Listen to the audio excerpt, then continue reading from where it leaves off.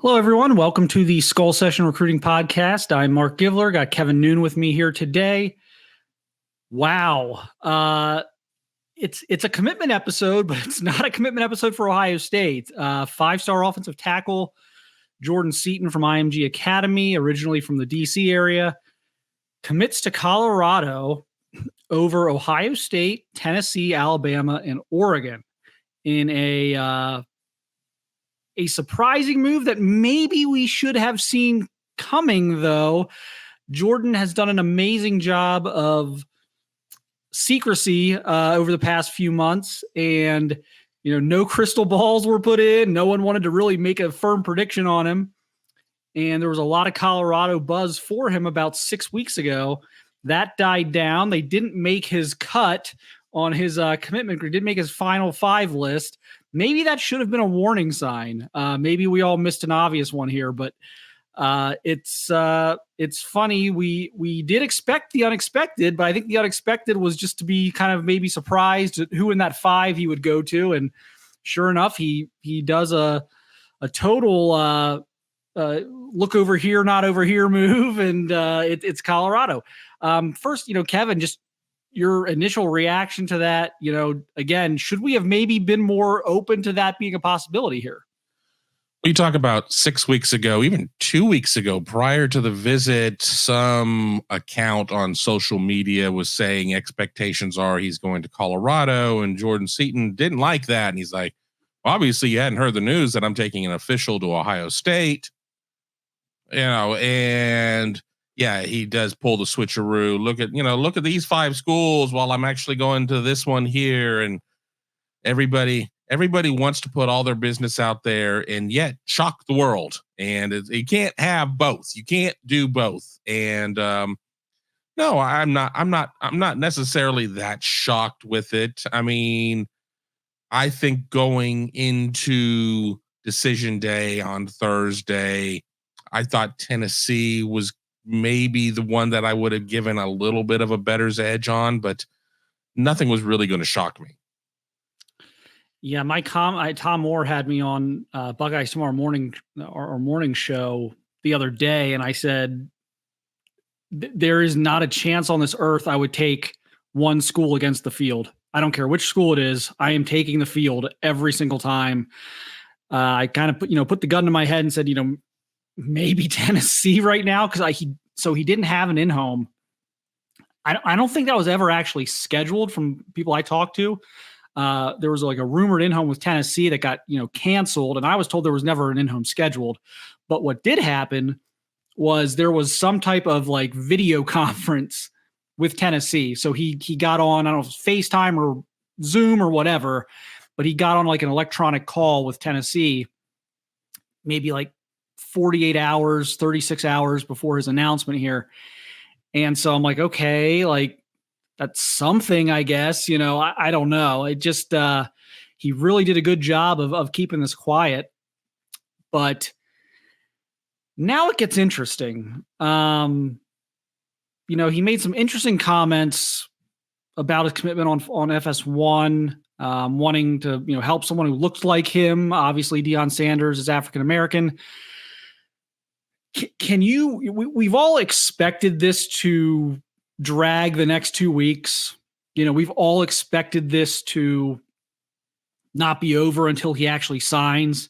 I've been on record numerous times saying I can't find one person involved in this recruiting process who thinks it's just going to be over today. Can you walk that back, though? I mean, that's hard to walk back in 2 weeks.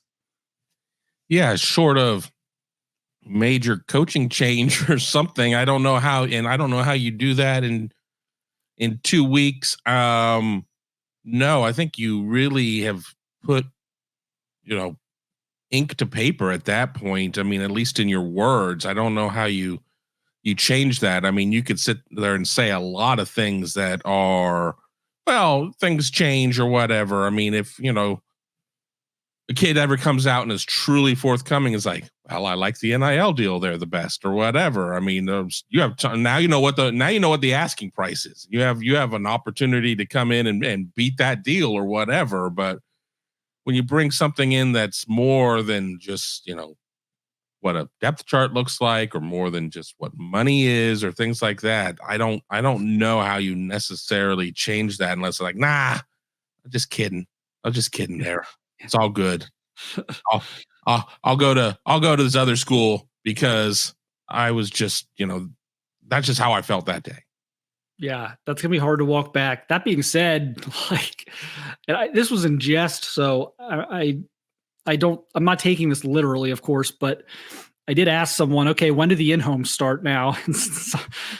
A response I got was probably in about an hour. So let's see what the in-home schedule looks like, if there is one. Obviously, we're going to know here in the next couple of days if this Colorado thing is going to stick or not, because he's either going to let schools in the house or he's not. So if he doesn't, then obviously I think we can judge from there how firm that is. But if he does, I mean, if coaches of Tennessee and Alabama and Oregon and Ohio State all start rolling through there, and I'm sure the message from those 4 schools will be like, yeah, have you seen their record and our record the last 20 years?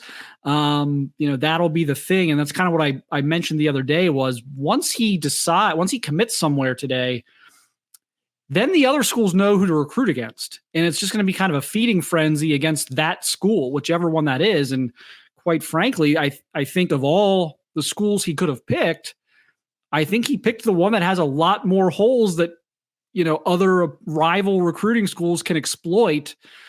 If he commits to Oregon, Ohio State, Alabama, well, I mean, good luck, I guess, trying to negative recruit against one of those 3 schools. They're all tremendous programs right now and have been for a very long time. Maybe the Colorado thing opens it up, but gosh, like I said, I don't know how you walk those comments back. So we will see what happens. Let's discuss, the Ohio State angle of this. Unfortunately for them, and I don't think it was so much, well, I know it wasn't that they were like so supremely confident in landing Jordan Seaton that they just didn't try to get in on other guys. I know that's not what happened, but regardless of, the circumstances, what ended up happening was it got down to the last month or so, and it was Seaton or bust for them. They did not have other candidates that they particularly loved. So now we're going to see. I mean, can they get something done by December 20th? You got another weekend here. I mean, gosh, you get a kid on a plane tomorrow. You got 2 weekends here to get someone in on a visit. I can promise you they're looking at schools that maybe are undergoing coaching changes, whether that be a head coach, whether it be an assistant coach, a position coach, a primary recruiter, whatever it may be. This is bad timing for the Buckeyes. It is, and you have to wonder if there's got to be a strategy change. And I know I'm taking this a little bigger picture than just 24 right now, but let's say on a scale of 1 to 100, 1 being like, wow, we can't stand this kid, can't play, we don't like him, and 100 it's like, oh my God, we couldn't love him more. And you have to be an 85 to get an offer. I mean, now you're sitting there and you might be having to sit there and be like, well, can we go down to 65 at this point? Why not widen the gate at the beginning and say, well, let's like start looking at 75 and above. So are you going to sit there and look at a kid now and potentially make a 5-year commitment? And we know that with the portal and everything else, there's no such thing as a 5-year commitment anymore, but I'd still like to talk in those terms to a high school kid that you were not really in love with to begin with. Or do you just put it all into the portal and say, we've got to do better next year, which has been said the previous year and the previous year and the previous year, and then have to make those types of adjustments. So yeah, you've got certain programs that have gone under some changes or whatever. But generally it's not going to be your best programs that are undergoing a ton of changes. I mean, outside of what's, maybe happened at A&M and the downfall of Jimbo Fisher, and that's all sorting itself out with everybody going in the portal. And I guess if you're an incoming player at this point, going to go and play for Mike Elko, you can be like, well, at least I've got a clean depth chart because everybody ahead of me is leaving. So I don't know if I'm largely in love with the idea of pursuing a high school kid at this point unless it was somebody that you felt strongly about and the only barrier there was a quick commitment to a school.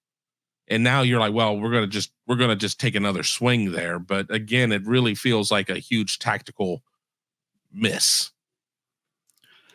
I think it's, again, let's see what happens. There could be a kid out there that becomes available that we're not thinking about right now for some reason or another. Some top 100 caliber offensive tackle comes back on the market that just is on nobody's radar right now. And that could happen. I mean, things get weird the last couple of weeks, but I think the more likely outcome right now is they go even, they were always going to take at least one offensive lineman from the portal. I think now you probably try and get two. I think you probably you try and get a tackle, you try and get a guard. At guard, maybe not so worried about term as far as eligibility years left. I mean, I think guard, you could do a 1-year rental. I think maybe hopefully if you're looking for a tackle, you get one with a few years left, because you do have your starting tackles very likely coming back. I don't see why both Josh Fryer and Simmons wouldn't be back, but maybe you got to go get a tackle and a guard out of the portal. There is some good news coming, I think, on the offensive line for Ohio State, and that is you're in good shape with Carter Lowe from Toledo Whitmer in 2025, and he is the number one lineman in Ohio in 25. He's a really good offensive. He's a top 100 national type of offensive tackle prospect. You've got in on some other guys in 25. Jalen Matthews, decommitted from Penn State, kid from out east. Ohio State's been pushing there. So there are some guys out there in 25.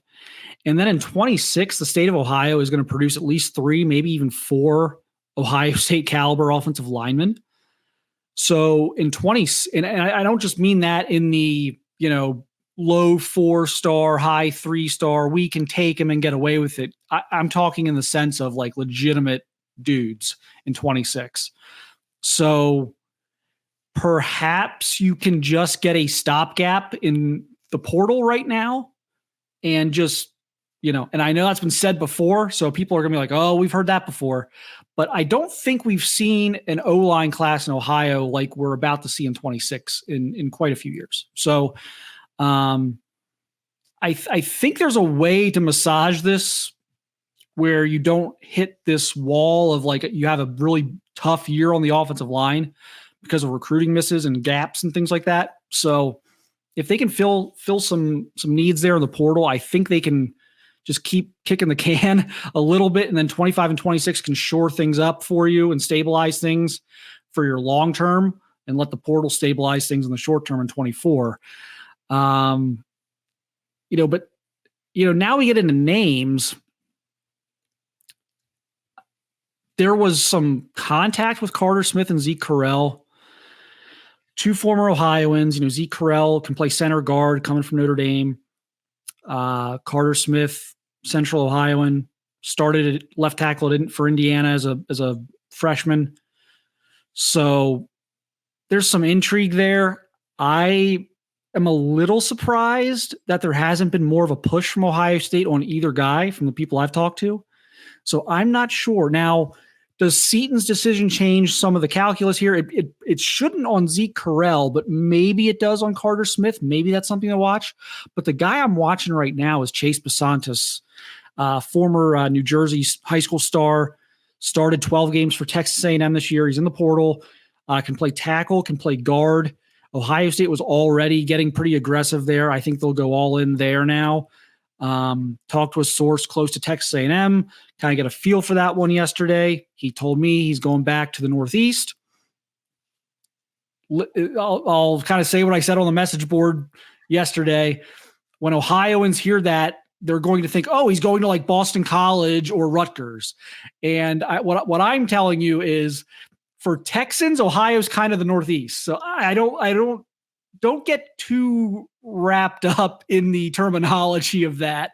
Let's just say he's moving closer. He's going to go closer to home. Let's clean that up a little bit, because again, I think if you talk to 10 people from Texas, is Ohio in the Midwest or the Northeast? I think you probably get a split answer on that. But the schools I've heard involved here are Rutgers, Penn State, Ohio State, Syracuse. So those are the ones to watch for now. Kevin, just, before we get into kind of that aspect, just your thoughts on Bisontis, freshman All-American, 3 years of eligibility left. There is a relationship with the Ohio State coaches. This makes sense, doesn't it? Yeah, I think Bisontis makes a ton of sense. Now, something I was telling somebody offline yesterday was I don't just look at kids who Ohio State was a hat on the table for in terms of the portal. It's like, well, plug and play. The kid thought enough of Ohio State to put their hat on the table before. That isn't always going to be the case. But I think with Bisontis, it does make some sense to think that there was some juice there. And I think that Ohio State does have a reasonable opportunity to go there and land him. I mean, he's somebody who maybe made the passion play for A&M and was buying what Jimbo was selling and everything else. And, certainly had the opportunity to play. And it wasn't like he was going to lose his spot, in my opinion, after the coaching change. He just said that this wasn't what he wanted and wants to go closer to home. And there's going to be the opportunity at Ohio State as Ohio State's offensive line continues to be in flux a lot of ways. And for a player that is a true combo player and can play 4 spots on the line for you, I mean, his value is through the roof. And Ohio State should probably go all in and then, 10 spots beyond that, because it is definitely something of need. Yeah, I think if you were to, we talk about this all the time on the site, is the criteria that Ohio State is looking for, or the ideal situation Ohio State is looking for when it comes to a portal guy. And Bisontis checks the boxes. They are always going to want a guy with more than 1 year if they can swing that. So he checks that. They want guys who have played. They don't want to take a guess on, well, this kid was a 5-star in high school. We loved him in high school, but he didn't play his first year or two on campus. So, why? Is he just not as good as we thought? Is there an attitude problem? Is there work ethic problem? Why did he not play? And why would we take that risk? So Bisontis checks that one. He's a freshman All-American. He started 12 games for an SEC program. So on top of that, guard tackle, he's probably I would say probably more of a right tackle than a left tackle. But again, you can, if he's a tackle, you can bump Josh Fryer to the vacant guard spot and play Bisontis a tackle. If he's a guard, you just right into the vacant guard spot. So this is like killing like 3 birds with 1 stone here. I think this would make a lot of sense. Now, I do think Rutgers and Penn State are going to be tough to beat. And like with Rutgers specifically, you've got to think like Greg Schiano's going to the collectives and saying, empty the coffers on this one. You've got to think like this would be like Rutgers landing like 3 5-star recruits in one player. So Rutgers and Penn State are not going to be easy to beat here. They've got a little bit of a geography advantage as well, proximity to home advantage. So those are real hurdles, but I think Ohio State's got to push their chips to the middle here. Yeah, absolutely. And that's, kind of one of the things, and we could probably go off and do 7 sideshows on NIL strategy and everything else and where, how you need to do this. But, in the case of Chase Bisontis or players like this, they have shown the ability to play. He has 12 games of tape to show you that he can play. So if you're adverse to the idea of paying somebody NIL money because before they show you anything, that is not this. He has shown you that. So this is the point that, and I know Ohio State has a couple of different collectives that, you need to have a meeting of the 5 families and figure out how you can best make this happen. Because again, we are looking at a 24 Ohio State team that is going to look largely different than the 23 team. And I think a lot of people are already ready to kind of thumb their nose at whether it's a 12-1 or an 11-2 2023 team for Ohio State. I'm not going to sit there and say that they are at this watershed moment, but they're not far away from one. And I think that what happens in the portal And we've seen Ohio State's portal strategy change a little bit. We've seen them get more aggressive in the portal, especially last year. Probably had some, certainly had some hits, had some misses. I mean, Vic Cutler's already moved on in the portal once again. We never really got to see Jihad Carter. I mean, obviously Davison Ibn-Osen, he worked out quite well, but there's Ohio State has really got to kind of figure that out, because if they can't figure it out, all of their successors will. I mean, so you better make sure that you get this right.